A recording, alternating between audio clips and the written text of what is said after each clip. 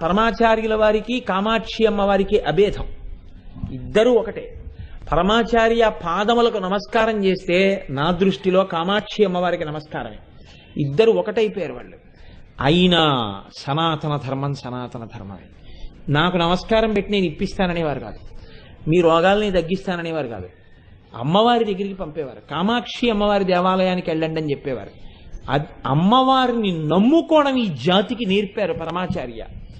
సనాతన ధర్మానికి పట్టుగొడుగై ఆయన శరీరం వెళ్ళిపోయినా మనం ఎలా బతకాలో, అమ్మవారిని ఆశ్రయించి మనం జీవిస్తే మన జీవితాలు ఎంత సంతోషంగా ఉంటాయో, ఏదైనా మనం తల్లికి చెప్పుకోవడం ఎలా నేర్చుకోవాలో నేర్పి చూపించినటువంటి మహాపురుషుడు పరమాచార్యుల వారంటే.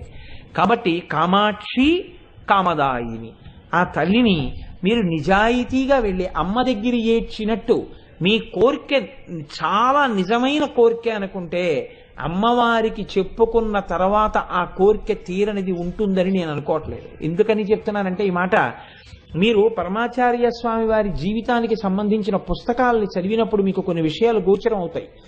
ఎవరైనా వచ్చి స్వామి నాకు సన్యాసం తీసుకుందామని ఉంది అంటే, అలాగా పోయి మూక పంచశతి పారాయణ చెయ్యి కామాక్షి గుళ్ళో అనేవారు. స్వామి నాకు ఇబ్బందిగా ఉంది, కామాక్షి గుళ్ళో కూర్చుని ఫలానా స్తోత్రం చదువుకో. దేనికైనా ఆయన చెప్పిన విరుగుడు కామాక్షి అమ్మవారి దేవాలయం. వెళ్ళి కామాక్షి అమ్మవారి గుళ్ళో కూర్చో. మనకి అక్కడే బజారులో మందు ఉంటుంది, ఆ మందు వేసుకుంటే మన రోగం తగ్గుతుంది, కానీ అది తెలియదు. వైద్యుడు చెప్తాడు ఈ మందు వేసుకొని, పావలా టాబ్లెట్ వేసుకునేటప్పటికి ఆ జబ్బు తగ్గిపోయింది.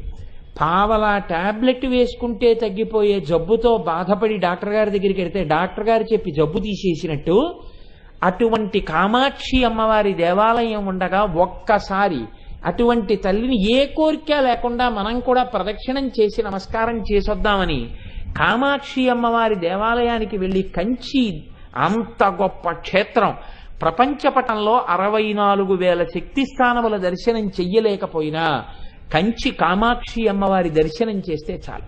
అక్కడే తపో కామాక్షి. ఉత్తర భారతం నుంచి వచ్చి అన్నపూర్ణాదేవి అక్కడ ఉంది. అందుకే అక్కడికి వెళ్ళిన వాళ్ళకి అన్నం దొరకపోవడం అన్నది ఉండదు. అంత గొప్ప క్షేత్రం. ఎన్ని దేవాలయాలు! Kanchi is a town of temples అంటారు. అన్ని గుళ్ళు, ఆఖరికి చిత్రగుప్తుడికి కూడా అక్కడ దేవాలయం ఉంది కంచిలో. అంత గొప్ప దేవాలయం, అటువంటి క్షేత్రం, అంత గొప్ప కామాక్షి క్షేత్రం, అటువంటి కంచి క్షేత్రం.